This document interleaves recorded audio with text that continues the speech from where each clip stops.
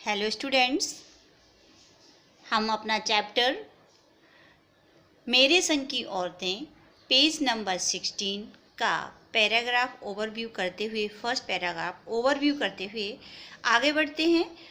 तो उसने कहा था कि दादी जो लेखिका की माँ के लिए एक लोकोक्ति बोला करती थी, हम हाथी पे हल ना जुतवाया करते, हम पे बैल हैं। इसका हम आपको समझा चुके हैं पिछले वीडियो में सब कुछ। इससे आगे बढ़ते हैं। बचपन में ही मुझे इस जुमले का भावार्थ समझ में आ गया था जब मैंने देखा था कि हम बच्चों की ममतालू परवरिश के मामले में माता पिता के सिवा घर के सभी प्राणी मुस्तैद रहते थे। दादी और उनकी जेठानियाँ ही नहीं, खुद मर्जात पिताजी भी तो लेखिका ये कहना चाहती है कि इधर तो उसकी जो दादी एक सेंटेंस बोला करती थी कि जो जिस लायक है हम उससे वही काम लेते हैं। तो यहाँ पे लेखिका हमें ये बताना चाहती है कि बच्चों की परवरिश के मामले में हमारी फैमिली काफ़ी अटेंटिव थी। कैसी अटेंटिव थी? बच्चों के लिए ना केवल औरतें ही अटेंटिव थीं बल्कि मर्द जात भी उनकी देखरेख, उनकी केयरिंग अच्छे तरीके से किया करते थे। ठीक है, पर ठोस काम ना करने का यह मतलब नहीं था कि माँ को आज़ादी का जुनून कम था। वह भरपूर था और अपने तरीके से वे उसे पूरा निभाती रही थी। जाहिर है कि जब जुनून आज़ादी का हो तो उसे निभाना भी आज़ादी से चाहिए, जिस देश से पूछकर, उनके तरीके से नहीं, खुद अपने तरीके से। लेखिका कहती है कि लेखिका की जो माँ है उसे आज़ादी का मतलब, उस टाइम पे हमने आपको बताया था कि इंडिया अपनी फ्रीडम के लिए स्ट्रगल कर रहा था, तो लेखिका की जो माँ है उसके मन में भी देश के प्रति भावनाएं थी, देश हित में वो सोचा करती थी। और ये जो चीज़ जो किसी भी महिला का, उस टाइम की महिला का देश हित में सोचना, उसकी वैचारिक शक्ति की सुदृढ़ता को परिचित कराता है।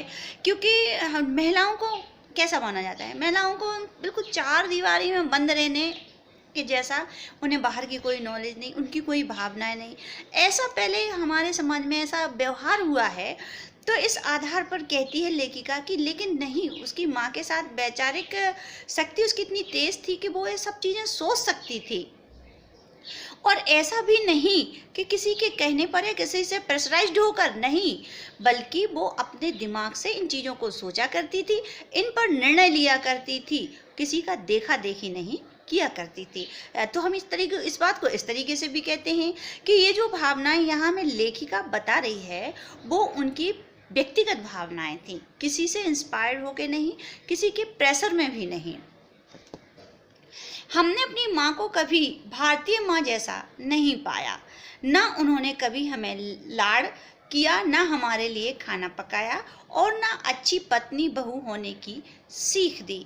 देखिए, आजकल हम आपको एक बात बता दें, महिलाएं क्या करती हैं कि बेटियों के ऊपर उन्हें शुरू से ही उसे इस सांचे में डालती हैं कि बेटा ऐसा सीख लो, ये पराए घर जाके तुम्हें ऐसा करना है, ऐसी बात वैसी बात, मतलब उसे एक मानसिक तौर पर एक बंधन बना देती हैं कि बेटा ये तो तुम्हें करना ही है, तुम्हें सीखना है, तुम्हें ये, मतलब बहुत गलत मानसिकता के माध्यम से माँ ये गलत काम करती है। लेकिन लेखिका कहती है उसकी माँ ऐसी नहीं थी। वो कभी नहीं बोला कि बेटा ये सीख लो, तुम्हें पराए घर जाके विवाह करके पराए घर जाना है, ये करना है, वो करना है, गृहस्थी चलाना है, दो बातों की क्या कहते हैं, धैर्य धारण करो, लोग कह जाते हैं, उसको सुनना सीखो, अरे औरत जात है शुरू से सुनती चले, वगैरह वगैरह वगैरह, बहुत है, लंबा इतिहास है।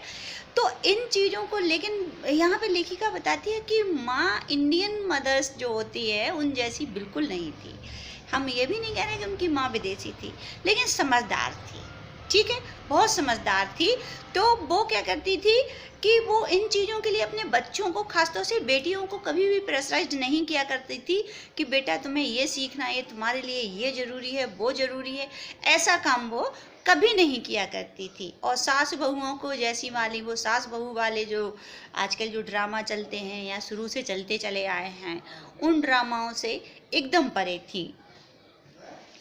कुछ अपनी बीमारी के चलते वे घर बाहर नहीं संभाल पाती थी। और लेखिका कहती है कि चूँकि मेरी जो मतलब माँ थी, वो नहीं चला पाती थी घर, क्योंकि वो थोड़ी बीमार रहती थी।